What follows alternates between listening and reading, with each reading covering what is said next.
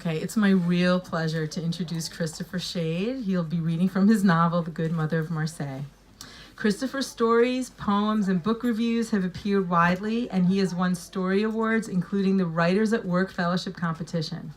Christopher and our first reader, Sylvie Bertrand, are the co-founders of Kajibi, a quarterly journal of poetry and prose. At the Writer Studio, Christopher studies with Philip Schultz in the master class, and he teaches introductory in-person classes in the West Village. These classes introduce and apply the Writer Studio methods in both fiction and poetry. The Good Mother of Marseille is Christopher's debut novel, just published by Paloma Press. His next book, a poetry collection entitled Shield the Joyous, is forthcoming next year, also from Paloma Press, about the loss of a loved one to the disease of addiction. Please welcome Christopher Shade. So I'm going to read two very short sections of the novel Good Mother of Marseille to give you a taste of the novel. As Liz mentioned, I have a book coming out next year. It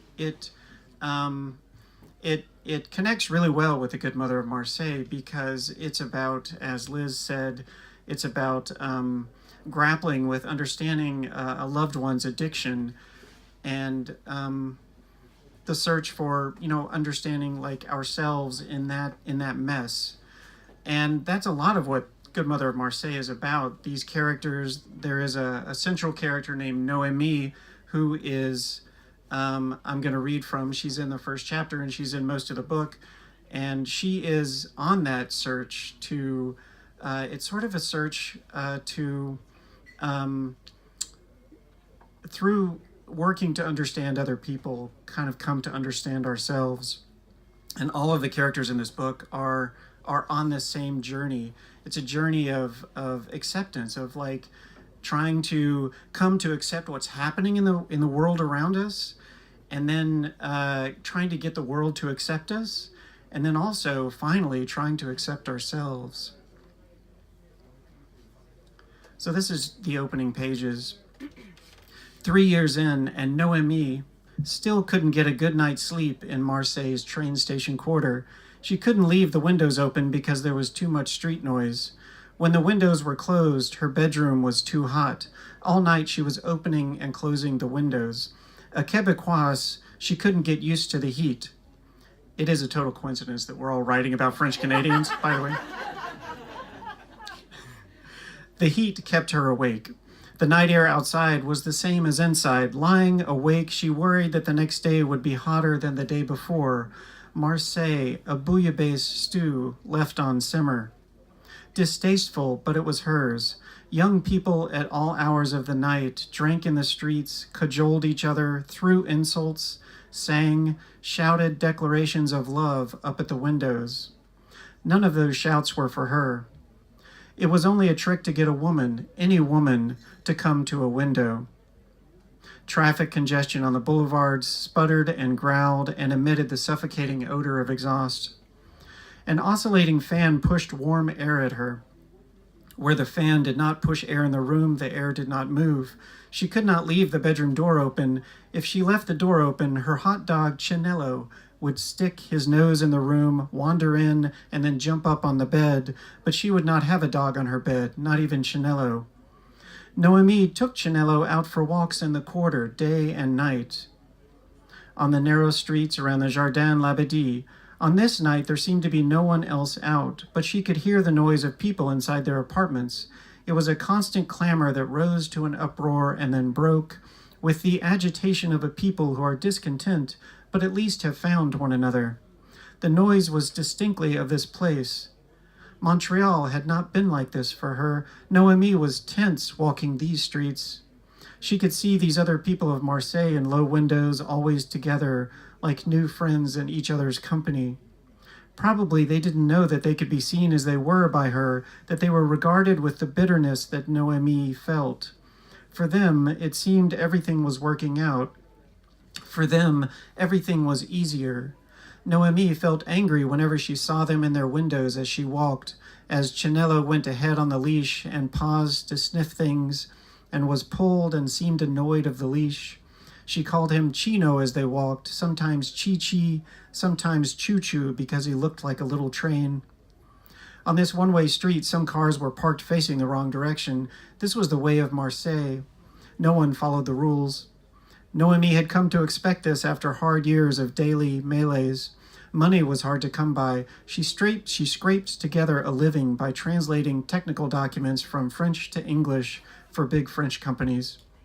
This work was dull and tedious.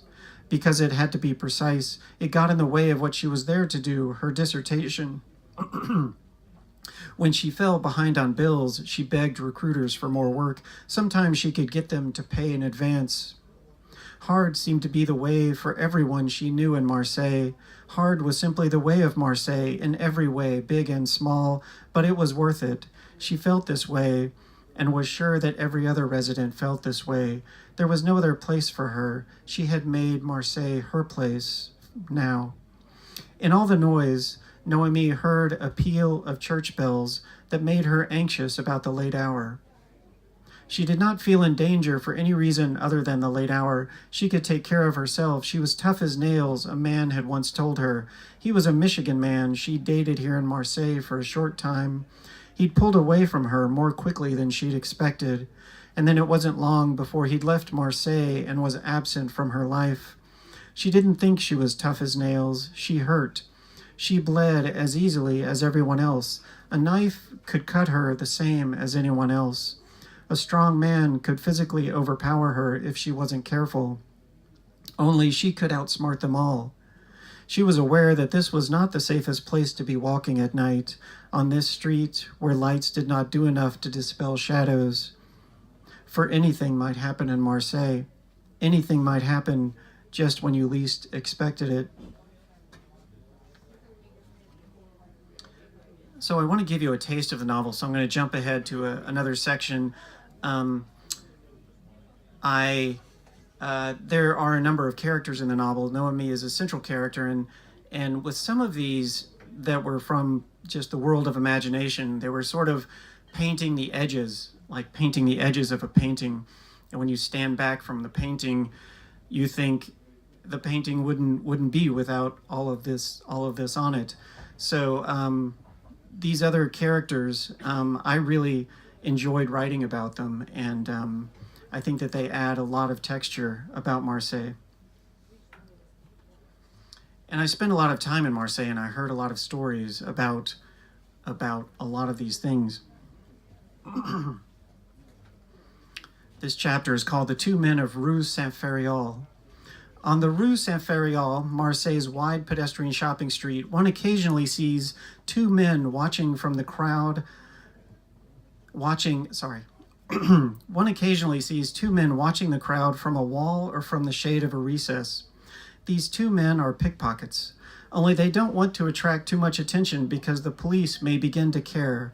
And so the two men try not to take too much of value from people, though really there is not much risk of the police paying such things any attention. Passports were valuable, but when lost came to the attention of authorities. It seemed to the two men after some years of doing this work that cash, jewelry, and sunglasses, when lost, were hardly ever reported. Backpacks were an obvious target. At times, working together, they were able to swiftly pick a billfold from a backpack, remove its currency, and then return it to the backpack. The currency was not always euros. Often there were American dollars, especially on Rue Saint-Feriol, where there was a concentration of international retailers that Americans recognized, like H&M, Sephora, and Swarovski. Purses, too, were sometimes much like backpacks, especially when slung over the shoulder and left unclasped. One could reach in. The key to their work was distraction. Already the tourists were distracted by the shops of Rue Saint-Feriol. Tourists, as they walked along, were always looking up at the signs. At the port, tourists thronged the quays, but the tourists at the port were not always looking up in the way that they were on Rue Saint-Feriol. The American tourists were more likely to give chase. The Americans were less likely to detect the pickpocket's work, but more likely to try to chase him down. The British and Germans were more likely to detect, but less likely to give chase. The Italians were dangerous in any case, quick to detect and quick to give chase. For this reason, and because Italians did not usually carry much cash, the two men avoided Italians. Spaniards never had much cash at all, and though there were many Spaniards in Marseille, there were few who shopped on Rue Saint-Ferréol. One of the two men was older than the other by 3 years, but this didn't matter in the work. The younger had longer fingers, as if built for this work, but he was a slightly shorter man, and so the other had longer arms, a further reach. They were both from Algiers. They could both dislocate their right hand thumb in order to give the hand a different shape. When they weren't working, they regularly exercised their wrist flexibility by pulling their hands back at the wrists for several counts. They counted Wahed, Athnain, Thalatha, Arba, and so on. The flexibility of putting their arms behind their back was less important. In this way, too, the speed with which they were able to run was not as important as knowing how to disappear, which was not only about knowing where to hide, but also how to hide in plain view and what doors led through to other streets. They wore running shoes. They cared for their feet. Each morning they rotated their ankles, marched with high knees, warming up like football players. The two men did not want to ruin anyone's life. They did not intend harm. People were coming to Rue Saint-Ferréol for an experience of losing money, one way or another. At best, this would not leave a lasting mark, nothing more than an unpleasant memory. The person would return home and be able to say, "This is what happened to me once in a foreign city." The person would be able to say, "Oh, it was only some money." It was important to the two men to see the effect of their work when possible. Sometimes it wasn't possible. The person left the Rue Saint-Ferréol without realizing what had happened. But sometimes a person did discover what had happened while still there on Rue Saint-Ferréol. There was anger, there was shouting, fists, grabbing people around them on the chance that the pickpocket might be caught. It was a relief to see this. It was a relief to see this person ready to fight. What the two men did not like to see was terror. When the person clutched their bags close, put their backs to a wall. They did not intend to make people feel afraid. The two men did not want people to leave Marseille with fear in their hearts. Thank you. And thank you for coming out, and have a great night.